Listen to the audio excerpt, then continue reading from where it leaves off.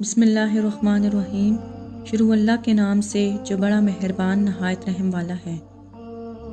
حضرت جابر رضی اللہ تعالیٰ عنہ فرماتے ہیں کہ آپ صلی اللہ علیہ وسلم نے ایک دفعہ گھر سے باہر تشریف لا کر فرمایا، ابھی میرے دوست حضرت جبرائیل علیہ السلام تشریف لائے اور یہ فرمایا، پچھلی امتوں میں سے اللہ کا ایک بندہ اپنے گھر بار، عزیز و اقارب، مال و دولت سب کچھ چھوڑ کر سمندر کے بیچ میں پہاڑ نما ایک ٹیلا تھا، اس میں جا کر عبادت کرنا شروع کر دی۔ وہ سمندر اتنا وسیع تھا کہ اس ٹیلا کے ہر جانب 4,000 فرسخ دوری تک سمندر تھا۔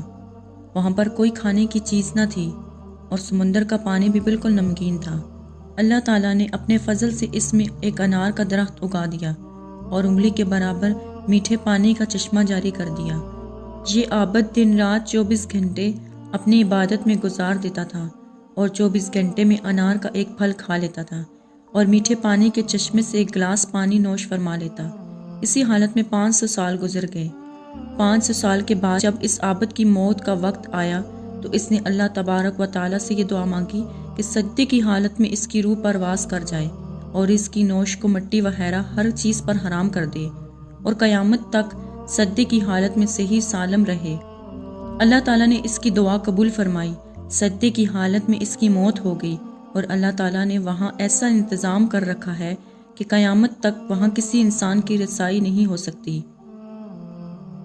قیامت کے دن اس عابد کو اللہ کے دربار میں حاضر کیا جائے گا تو اللہ پاک فرشتوں سے فرمائے گا کہ میرے اس بندے کو میرے فضل سے جنت میں داخل کر دو، تو وہ عابد کہے گا، اے میرے رب، بلکہ میرے عمل کے بدلے جنت میں داخل کر دیجئے، کیونکہ میں 500 سال تک ایسی عبادت کی ہے جس میں کسی قسم کی ریاکاری کا شبہ نہیں تھا۔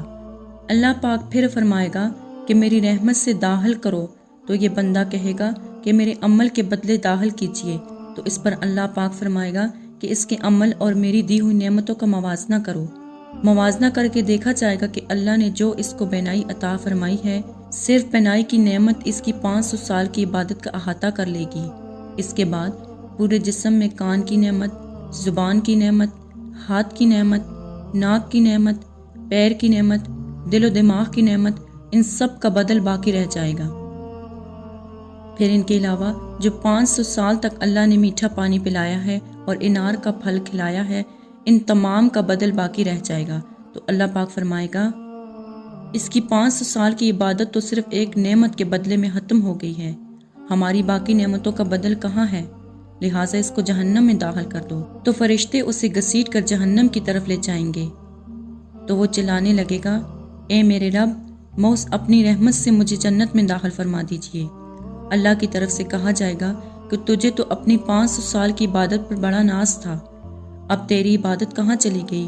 اور خطرناک سمندر کے بیچ میں نے تجھے انار کے پھل کھلائے اور 500 سال تک مسلسل میٹھا پانی پلایا، میری ان نعمتوں کے بدلے میں تم کیا لائے ہو؟